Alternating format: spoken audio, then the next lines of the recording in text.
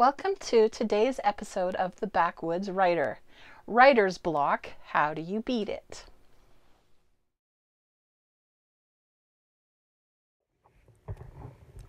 When I looked up writer's block on the computer, the first definition was also the best one. Writer's block is the condition of not being able to think about what to write or of how to proceed with what you're writing. Every writer I know has experienced writer's block at one point or another. You want to write, you have the time to write, you're sitting at your computer, and you can't think of what to write.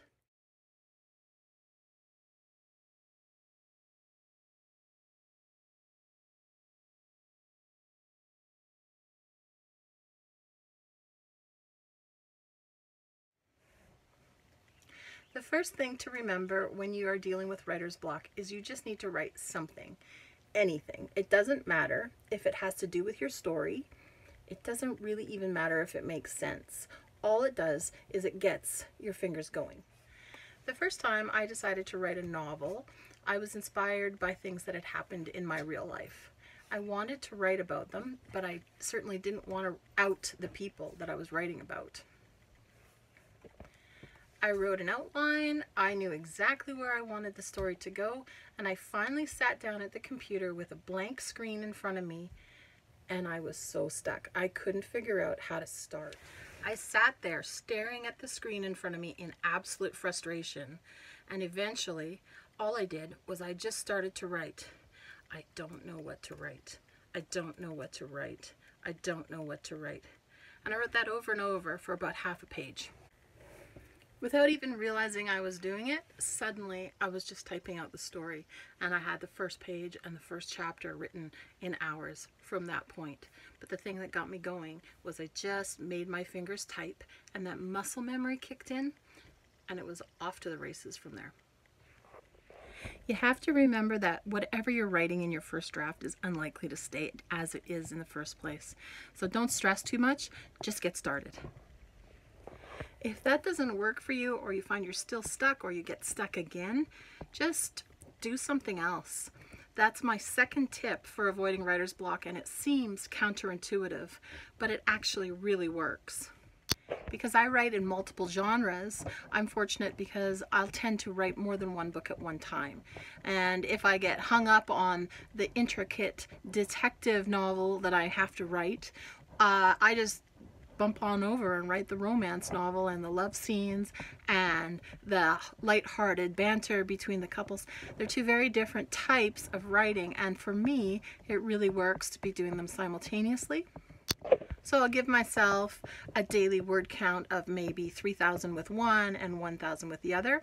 I always make sure I keep one primary and set my targets accordingly. As soon as that first novel is finished, then I will make the second novel that I've been working on my primary novel, and the new stuff that I write after that will get the smaller word count allotted at that time.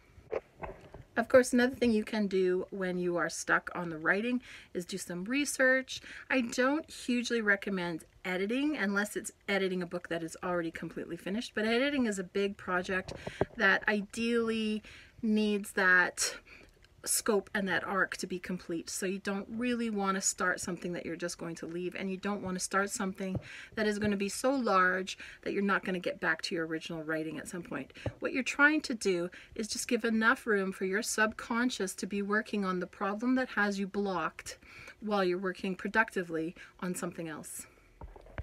I personally think that the biggest cause of writer's block is just getting into your own head too much.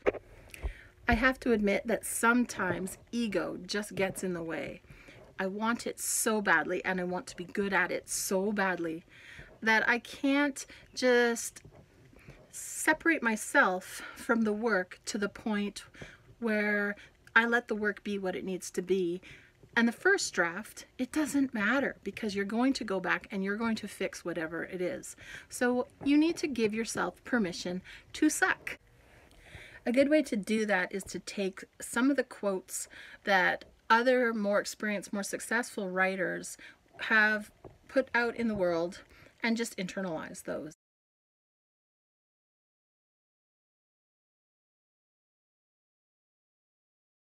If I waited for perfection, I would never write. You can always edit a bad page. You can't edit a blank page.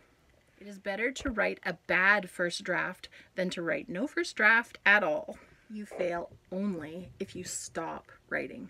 Another thing that really helps me is just simply to set writing goals. I'm going to write 500 words today. I'm going to write 5 pages today. I'm going to write 5,000 words today. You also need to understand that sometimes you just won't attain those goals. And that's okay, because you're just doing what you need to do to get this book written. So another way to deal with writer's block is to take a complete step back. Just stop writing. I know, again, it's counterintuitive, but one of the best ways to be inspired as a writer is to read something or to watch a show on TV and dissect it from the point of view of the script and the writing that went into it. If you can start to read critically and not read in a way that is critical of what was written, but read critically in a way that dissects, okay, how did they write that sentence? Why is that sentence so strong? Why does this evoke this emotion in me? If you can read like that when you're stuck on your own book, it will always inspire you to get back to your own writing, and you will be a stronger writer when you get back. In the art world, they teach painters to take a step back from what they are painting, and that's the only way that you can see how it looks from a distance as well as how it looks from close up. You're going to get that entire effect when you take that break from your writing. You step back, you just do a little bit of a reread, and you're good to go again. Something else that can be very effective if you're stuck with your writing is just skip ahead to a different scene. You do not have to write your novel chronologically. You can write it with what you know when you know it. You just have to remember to go back and fill in those little details, those little connecting sentences and phrases. And when you edit, you may find it's a little bit choppy and you have to edit a little bit harder, a little bit more in order to make it all cohesive. But if that's the only thing that gets you writing it in the first place, go for it. I actually wrote an entire novel this way at one point. I called the novel Scenes, and it was set at a camp I had written at. It was a book I wrote when I was really young. And I just simply wrote the scene. This is the swimming scene. This is the campfire scene. And it worked. It got it all done. Sometimes you just have to trick your brain into being able to do what it needs to do in order to process the creativity. You are, after all, creating an entire different world than you live in. One of the ways to do that is through using writing prompts. So ideas like flash fiction or writing lists or postcard stories on different things that the postcard inspires you to think of. Those are all ways to get your creativity flowing again.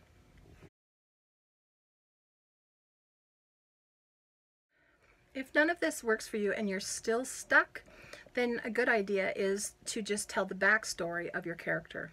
You don't want to put this in your novel, but you want to know it because, for one thing, it's going to tell you as the writer who that character is, and that's going to help you figure out how they would respond in a certain situation. What would they do? In my novel, The Heart of Things, I ask that question a lot. What would I do if I were the character? And so things like, she Googles the victim, you know, things that I would think to do if I were a detective or trying to solve a crime. When you're writing your character's backstory, you can do it in many different ways. You can write it in full sentences, full paragraphs as a little story.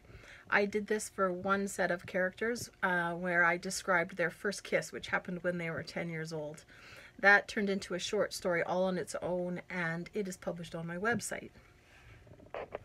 You don't have to, though. It's just as fine to simply write in point form or to write little paragraphs or, you know, but what you want to cover are things like where they lived, did they grow up with both parents, were the parents happy, was their siblings, did they have pets, what sort of things formed and developed this person and their personality. And as a last resort, one of the things that you can do in order to get your brain started again is simply change physical location. Go take yourself to a coffee shop that has Wi-Fi and sit down with a bevy and watch the crowd and put your headphones in so that you're not distracted and just write. and either write what you see going on around you just to get your juices going again, or start writing your story. If all else fails, go on outside, get a walk, get some physical exercise, get out in nature. You'll find it gets your brain flowing, the endorphins will kick in, and you'll be ready to sit down and get back to work again. I also find that often the things I see on my walk will end up in my story. It's also good if you have a companion when you're doing it. Right, Lil? We're going for a walk? Oh yeah.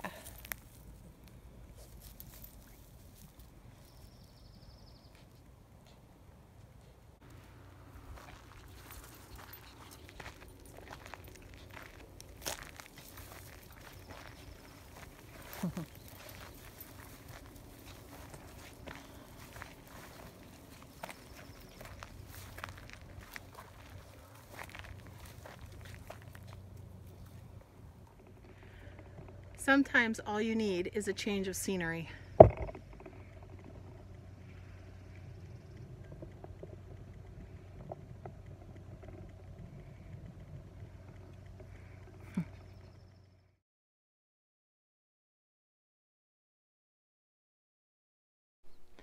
Thanks so much for tuning in to this week's episode of The Backwoods Writer. Next time we will tackle everybody's favorite subject, the comma. We'll see you again soon. Bye for now.